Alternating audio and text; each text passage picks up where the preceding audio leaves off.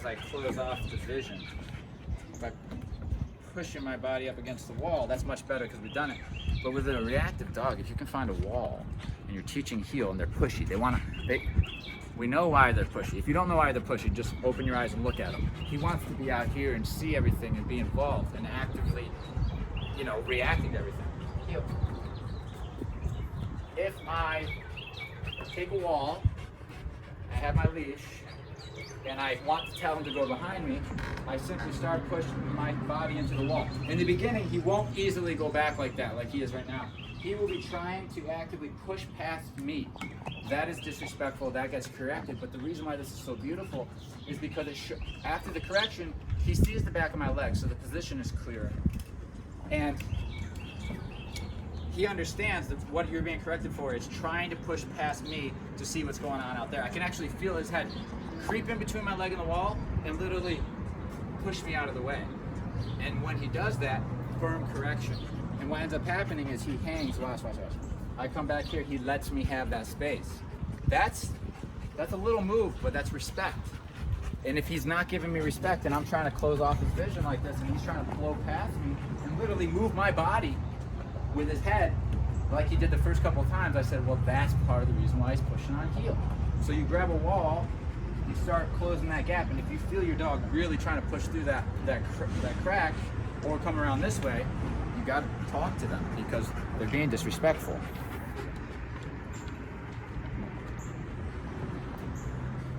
All right, he's doing much better. Just that little exercise alone cleared some things up for him. Hello. Looks like Jesse's ready to rock and roll. See the eyes, look at the eyes. Soft. Just like we talked about, passively taking in information rather than reacting to everything in the environment, all the sounds, the movements. This is what we don't want. This is why he gets himself in trouble, because he goes and barks at everything, lunges at everything, pulls at everything, reacts to everything. We just want him to watch. Just watch people go by, watch dogs go by, soft eyes, feeling like a good boy, right? The reason he's able to do this, we've been here, 10 minutes? He's already seen people, dogs, joggers, bikes. No reaction. 100% because of this guy right here. So it's not magic, it's nothing like that. It's just, I put in the work with the relationship to get what I want, to let him know what I don't want, to let him know the consequences if he pushes my rules, and then boom, there you go. If there's a magic pill, that's it right there. Right there. Did you guys on camera? Did you see that quick movement yourself? That gets corrected. Okay, you really need to pay attention to this if you own this dog. Watch this video. That is starting to lock and load and focus, which leads to reactions, So, but the thing is that I'm not micromanaging. I'm letting him make choices, then I'm saying yes or no. You can come up. Sit. Okay. Okay. So then, just watch, okay? There's things going on, and this is going to be your job when you're done. Soft eye contact, soft body, passively looking, that's okay. This kind of stuff, what was that? What was that? No. That's the whole problem. That's the beginning of the entire issue. Now watch it. Hello. Okay? Soft, but this is good. Very nice. Like actively ignoring, that's wonderful. And so that gets rewarded. So that's his new feedback from me. My feedback is clear. I let him make a choice and I say, nope, not that one, right? Or, yeah, that was nice.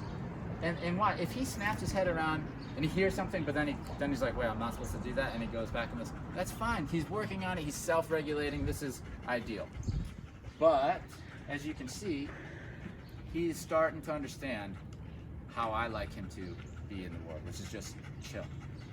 Because this is how we can take dogs places. This is how he's going to be able to hang out with me and my baby and Julie, and we're going to be able to do things together without me pulling my hair out and without me killing my arms trying to hold him in position. Okay? Heel. Boy. Let's try it with a walking. He's doing well. Oh, sorry. Sit. That's my boy.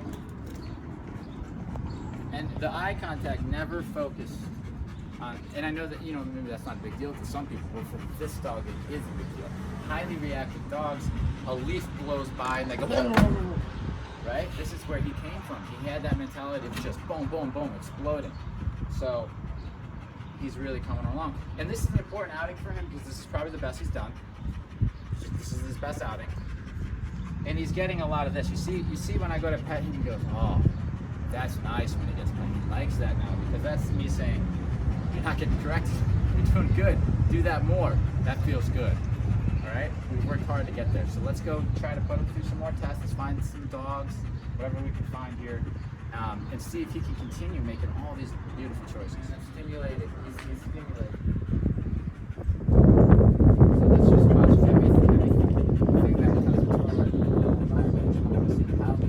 Oh, you're good. Go ahead. We're just working. This is good for us. Working on not barking at people. That's nice. See how even though his paw's up and he's thinking about getting out of his command, that response is nice. It's soft. It's not challenging. It's more curious. That's okay. It becomes a problem if he then gets super curious and tries to get out of his sit, but you can see paw went up, he was thinking about it, paw went back down. This is a dog who's thinking. And remember what we said many videos ago, if we create a dog who's thinking about the choices, they're no longer reactive. Right? That's the secret. He's got to be thinking. And we created that brain, that mentality to think before you act. Okay? How? Simply putting consequences after any behavior, whether it's reward or a punishment. Yeah. I just decided to go that way.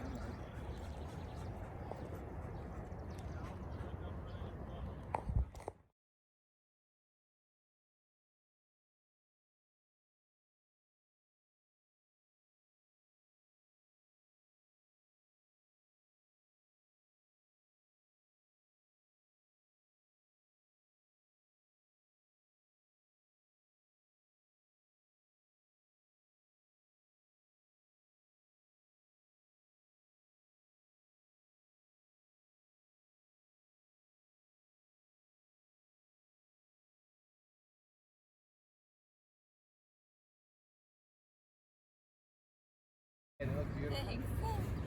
Nice job, This Sirius. guy did wonderful. I didn't give him too much information. I wanted to see what he would do without me telling him what to do. And it went pretty good. When he first seen them, this is still something that I'm working on with him. It's much better though. When he first seen them, you've seen that he's seen them and he's complying to his command, but it's a little sloppy, right? So I corrected that just because it's annoying. And then we went and did our thing. And I thought he did really well. He put himself in a sit and all that. Good. I don't even think he was thinking that it was an option. No. Honestly, it felt real. There was no tension. There was no whining or anything like that. See, the thing about whining though, if you see a dog and he's whining, you got to shut that shit down because he's pretty much complaining about you not allowing him to go up to the dog. And if you don't shut that down, he's still thinking about going up to the dog. I'm still thinking about it, and then eventually the thoughts become actions. So, all right, let's do it. We need to achieve here. Funny thing is, you're going to see the bathroom breaks be less chaotic too. He's going to go over and pee rather than circling for 3 minutes because his mind's just so freaking amped up, right? All right, he feels nice and soft. He's feeling different every day. It's slow. It's a slow process, guys, to get a dog really to change. Okay? Look at this. What did he do without me asking? He came back to me, but look at his mind though. He's ready for me to lead. I can feel that. Okay? Yep.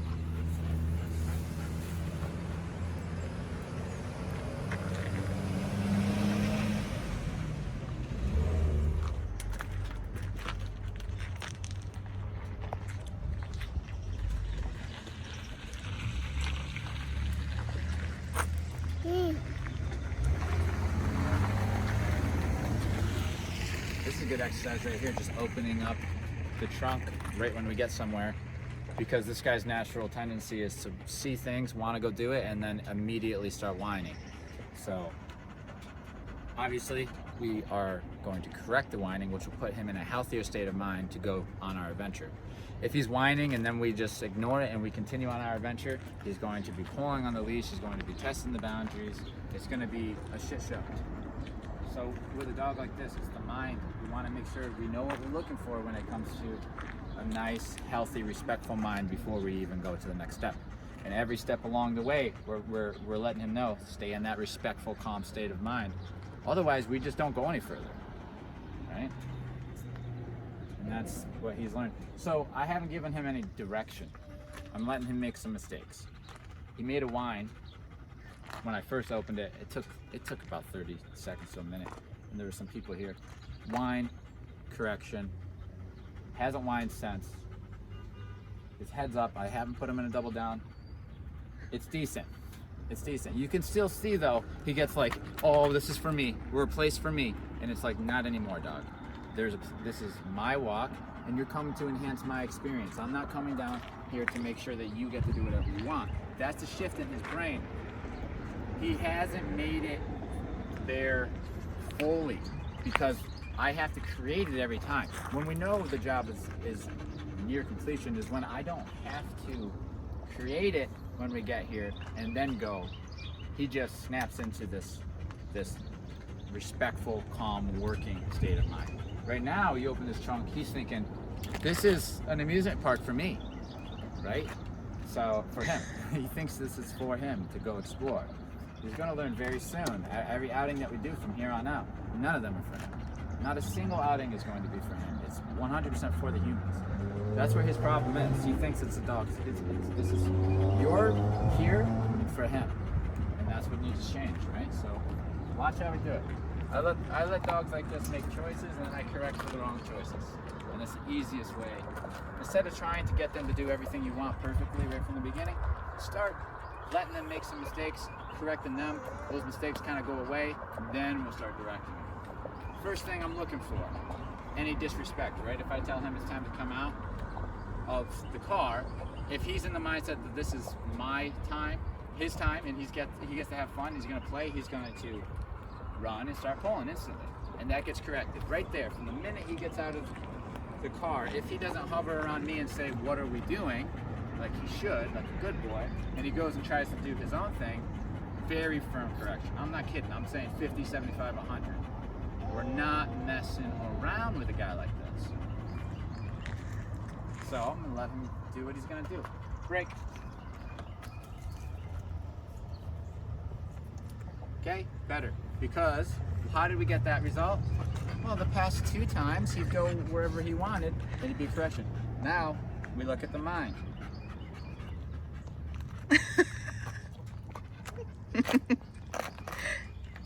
That's wrong. That gets corrected. No. That's all bad behavior. That's what I'm trying to tell you. See this type of stuff? That's why he's pulling you, that's why he's barking, that's why he's whining. That is why everything you complain about, write it out on a list, that's why. That's why. So if you think that's okay, then he's going to push you forever. Me, I say no. Pay attention, watch this leg, you're following me. He needs to be able to do this consistently without ever thinking that there's a chance in hell that he gets a lead. Then I can loosen up because now I got a dog who's respectful. He's getting there, but he gets there if I ask for it like that. We want to get to the point where I don't have to micromanage him. That's why I allow him to make mistakes. That's why I'm not asking him straight from there to heel, straight from here micromanaging the whole walk, just holding him here. He's going to be allowed to go and make some mistakes and very firm consequences at this point for any little error. He starts making the little errors, we don't see the big errors, everything's good. Okay? Heel. Did you see the difference in the mind there? How the head was more steady, he was more just waiting for me? Okay?